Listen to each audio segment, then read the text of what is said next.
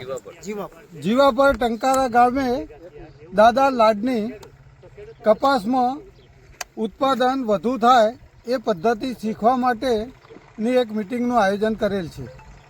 અત્યારે હાલ આપણે કપાસનું વાવેતર લગભગ બધા જ એરિયામાં 4.5 ફૂટ બાય 2 ફૂટના અંતરે કરીએ છીએ।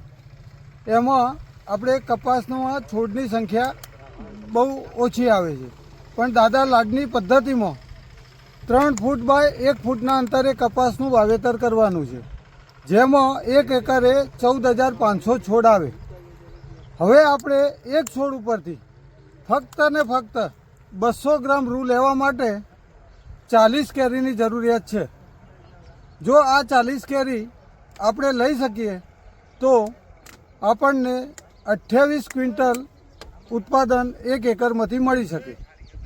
અને આ પદ્ધતિ કરવા માટે જ્યારે કપાસ 40 દિવસનો થાય ત્યારે આપણા ખેતરમાં જે બિન ઉત્પાદક, જેને આપણે મોનોફોડિયા કહીએ છીએ ડાળી, એને દૂર કરવાની છે, અને જે સીમફોડિયા છે એ ડાળીઓ આપણે સાચવવાની છે। અને કપાસની હાઈટ જો 3 ફૂટના અંતરે વાવી હોય તો 3 ફૂટના હાઈટે ફૂલ ટોપિંગ કરી દેવાનું છે।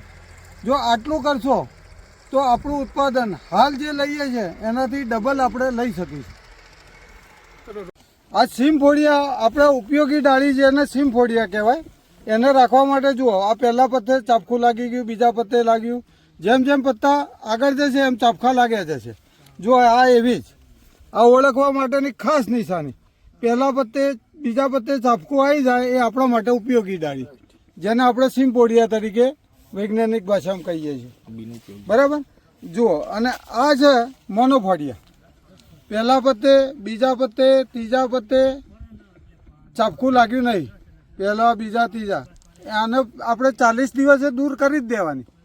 40 થી 45 દિવસે જ્યારે સીમફોડિયા ઓળખાય એ વખતે આને દૂર કરી દેવાની, તો આપણને સૌથી સારામાં સારું રિઝલ્ટ મળશે। જ્યારે કાલાનું વજન ગણીએ તો 3.5 થી 4 ગ્રામ થતું હોય છે, પણ જો આ પદ્ધતિ અપનાવશો તો 5 ગ્રામથી માંડીને 11 ગ્રામ સુધી કાલાનું વજન નોંધાયેલું છે પ્રયોગના અંતે। એટલે આપણું ઉત્પાદન છે જે ડબલ કરવું છે એ આનાથી જ થશે। એક તો વાવેતર અંતર ઘટાડી દેવાનું, છોડની સંખ્યા વધારી દેવાની।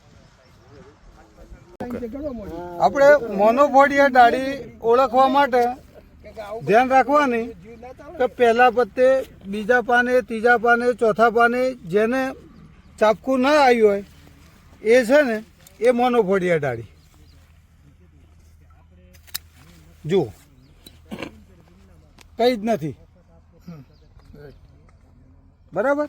હવે તમને સીમફોડિયા બતાવું। જુઓ, આ સીમફોડિયા છે, પહેલા પત્તાથી ચાપખું બેસવા માંડી ગયું। આ જેમ જેમ ડાળી પોડી આગળ વધશે, એનો વિકાસ થશે, એમ એમ એમ એમ ચાપખા લાગ્યા જશે। એટલે આ ડાળી આપણા માટે ઉપયોગી અને આ ડાળી છે આપણા માટે બિનઉપયોગી।